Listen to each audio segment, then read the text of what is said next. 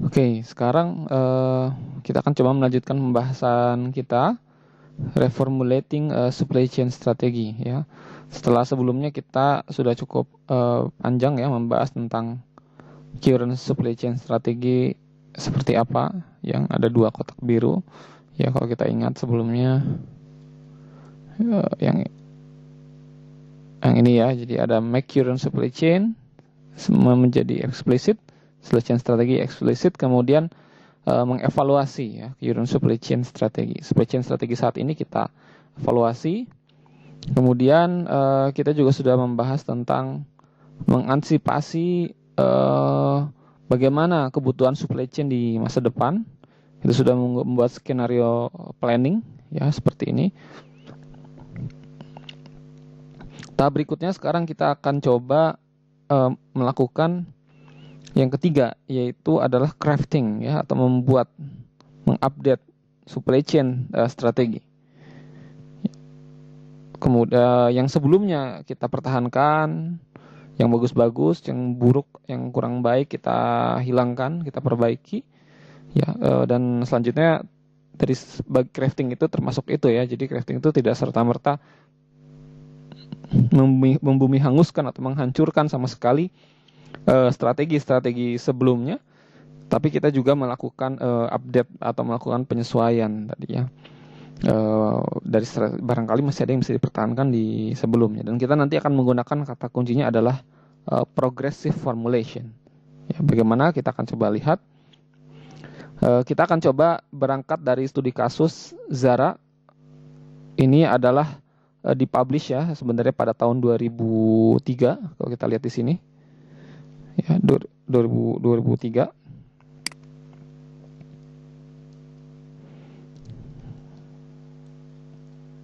Ya. Nah, ini yang 2003, berarti dia disusunnya mungkin ketika tahun 2002. Jadi ini konteks strategi yang sudah dibuat oleh Zara ini, yang menjadi 6 layer ini dibuat pada tahun 2002 begitu. Nah, kemudian dan kita bisa lihat ini ada 6 level of abstraction ya. Tapi kita nanti akan melihat 4 saja darinya begitu. 4 level darinya saja. Ya, yang detail yang 2 ini mungkin belum kita tinjau dulu ya untuk kali ini. Sekarang kita akan coba lihat 4 level yang atas. Ya, yang atas ini. Oke. Jadi, nah kemudian kita akan coba melakukan recrafting tadi ya, melakukan craft improved supply chain strategi. Kita membuat supply chain strategi yang lebih baik. Nah, pada tahun 2002 dilakukan assess terhadap supply chain strategi yang ada sekarang. Kemudian berjalan cukup di capture prosesnya ya, dievaluasi. Tidak ada permasalahan yang cukup signifikan ya, berjalan dengan baik saja. Kemudian dibuat perencanaan untuk tahun 2012 ya, untuk 10 tahun ke depan. Yaitu adalah Zara harus memiliki tanggung jawab sosial dan lingkungan, social and environmental responsibility. Dan ini menjadi isu penting di tahun 2012, menjadi suatu harapan bagi stakeholder maupun para customer. Nah, oke. Nah, kemudian berdasarkan 2 ini, ya mungkin ini sudah berdasarkan skenario generating ya. Nah, kemudian kembali lagi begitu ya. Kembali lagi ke tahun 2002, bagaimana kita mengembangkan supply chain strateginya. Oke. Starting point-nya adalah berangkat dari business unit strategi ya, di level atas ini. Ini adalah business level strategi, mungkin corporate atau business unit level ya, mungkin seperti business unit level ya. Di levelnya masih business unit, dan ini kita asumsikan ini given ya, ini kita dapatkan saja. Artinya kita tidak sedang dalam memformulasikan hal ini, karena kita akan fokus pada supply chain strategi. Nah, baru dari sini nanti kita akan berangkat bagaimana supply chain strategi untuk mendukung ini. Karena sekali lagi supply chain strategi dalam strategic operation continuum, dia bisa dianggap sebagai jembatan ya, antara operational supply chain dengan bisnis strategi secara umum. Nah, ternyata memang ada perubahan dalam bisnis unit strateginya, yaitu ditambah satu bagian di sebelah. Pertama yang atasnya dulu, yang sebelumnya sell an ever-changing variety of affordable and trendy fashion items in beautifully arranged and well-kept stores, ya. Jadi menjual fashion yang trendy dan terjangkau, kemudian dijualnya di toko-toko yang tempatnya strategis ya, bagus, kemudian tempat dan disusun dengan indah begitu.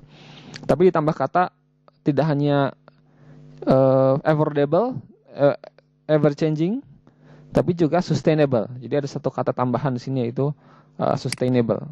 Dan trendy juga tetap, tapi sekarang ada sustainable juga.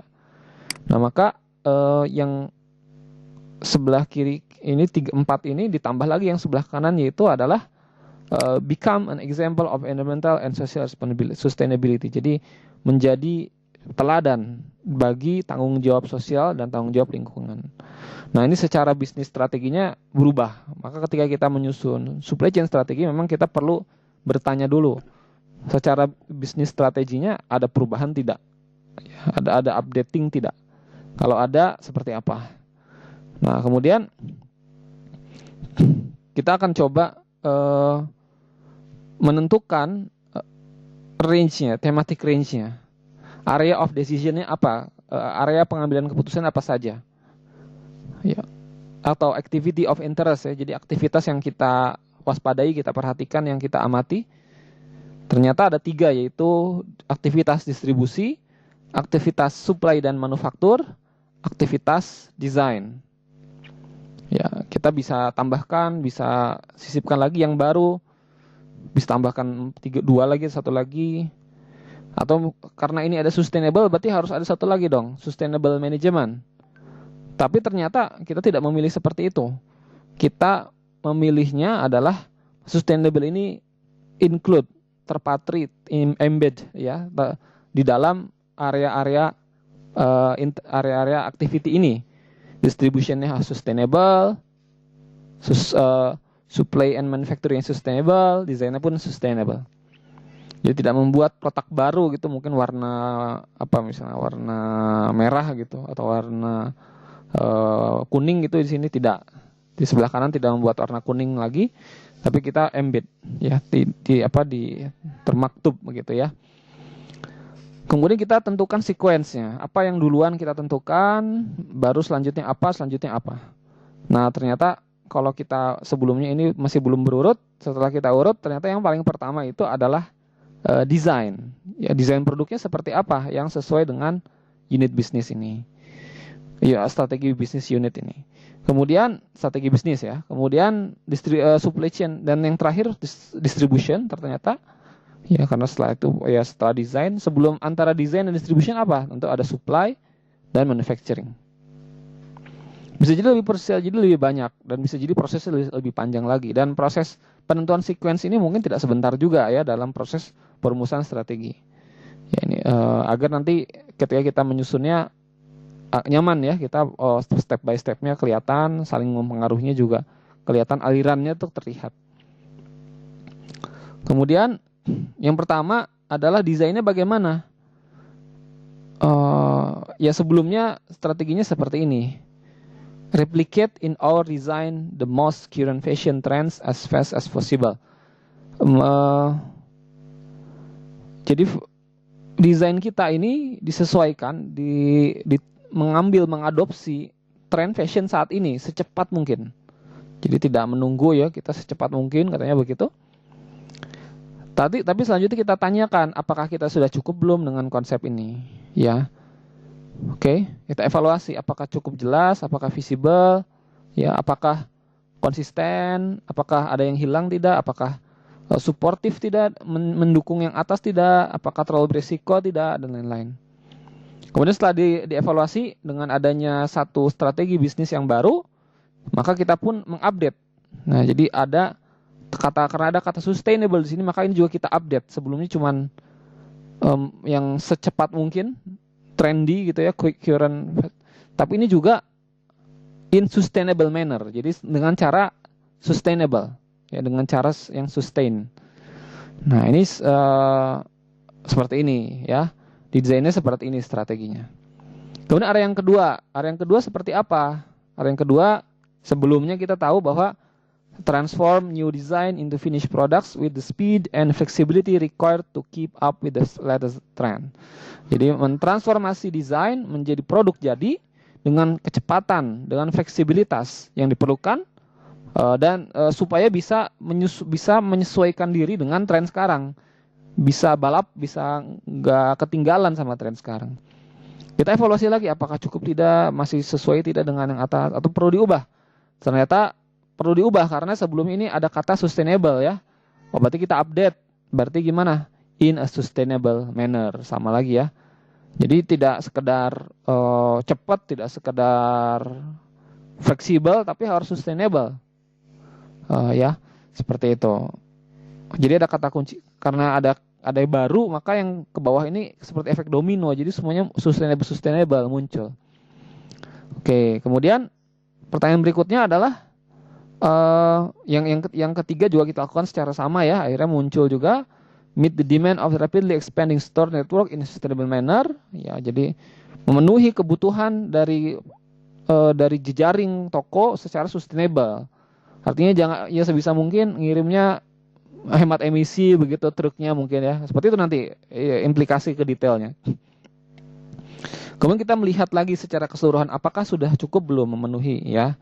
Kita hal yang sama nih ya oke cukup tidak. Yang atas ini sudah terpenuhi belum dengan yang oleh yang bawah.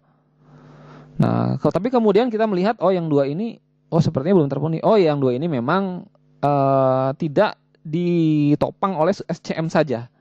Sedangkan kita sekarang sedang fokus oleh SCM. Misalnya ini apa?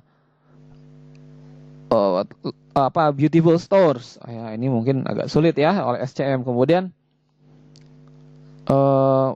membuat climate of scarcity and opportunity in the stores. Ya, ada kelangkaan. Nah, ini mungkin masuknya ke dunia marketing ya dominannya. Maka ini kita hapus begitu ya. Kita sekarang fokus 3 ini apakah sudah belum ditopang ya oleh 3 substrategi yang dalam hal ini ya. Konsep ini. Oke, kemudian kita harus evaluasi. Kalau tidak maka lanjutkan lagi, update lagi, tambah lagi atau ini diganti lagi kotaknya, ganti lagi, ini juga ganti lagi atau ya seperti kita ini proses iteratif ya. Jadi jangan tabu untuk balik lagi ke awal untuk mengupdate lagi. Kemudian kita buat level baru, level yang keempat tadi 1, 2, 3 selesai ceritanya. Oke, secara singkatnya ini sudah sesuai. Lalu kita masuk ke level yang baru. Ya, untuk mempermudah kita sekarang limit decision making per konsep area. Ya, sampai cukup. Oke, kemudian kita sudah punya mungkin sebelumnya ada 4 ini nih. Evolve the best among many good design, quickly adapt design to trends, dan selanjutnya ternyata setelah kita evaluasi 4 ini tidak cocok dengan yang ini begitu ya, tidak memenuhi si kotak ini begitu. Nah, maka 4 ini kita bisa kita bilang ya kita hapus saja ya. Ya, jadi sisanya nanti tinggal yang bawah begitu ya, yang bawah ini begitu. Misalnya ini kita hapus begitu. Nah, jadi nanti sisanya adalah yang bawah ini. Bawah ini adalah give our designer access to fashionable yet sustainable fabrics. Ya, jadi bahan desainernya diberi akses kepada supplier yang sustainable. Ya, supplier bahan baku yang sustainable. Oke, kita kembalikan lagi. Tapi intinya begitu ya. Yang 4 ini mungkin sudah tidak memenuhi lagi begitu, sehingga kita fokus yang kita sematkan yang bawah, yang kiri ini. Give a designer access to fashionable. Lalu ke kanan, kanan mengalir begitu ya. Lalu kita bangun ini source raw materials in sustainable way that promotes flexibility and reduce lead times. Oke, ada sustainable-nya. Yang kanan ternyata tidak kita update, tidak kita ubah. Jadi kita tetap gunakan yang sebelumnya. Baru nanti lanjut lagi yang kedua, ini yang ketiga, keempat, kemudian ke sini kedua, ketiga lagi. Oke. Ya, progressive. Jadi ini adalah progressive formulation. Kita melakukan reformulating. Ya, dan ini prosesnya terus berlanjut ya. Jadi Jadi kita terus berusaha dari atas ke bawah ini semuanya masih nyambung, terkait, saling menunjang, gitu ya, saling menopang. Oke. Dan tentu kita bisa bilang bahwa memikirkan ini adalah hal yang rumit, apalagi untuk pihak mungkin kita tidak terlibat secara intens di dalam industrinya, mungkin kita sebagai konsultan, tapi setidaknya kita tahu cara pikirnya, kita ini jadi template dan kita bisa memandu proses diskusi, brainstorming supaya terarah dan berbuah. Begitu. Oke, mungkin seperti itu ya prosesnya. Dalam ketika kita melakukan tahap yang ketiga, yang terakhir, yaitu adalah craft and improve supply chain strategi. Kita mengembangkan supply chain strategi setelah memahami adanya kebutuhan baru dengan tetap berlandaskan, berpedoman dan juga berangkat dari supply chain strategi yang sudah ada dan eksis.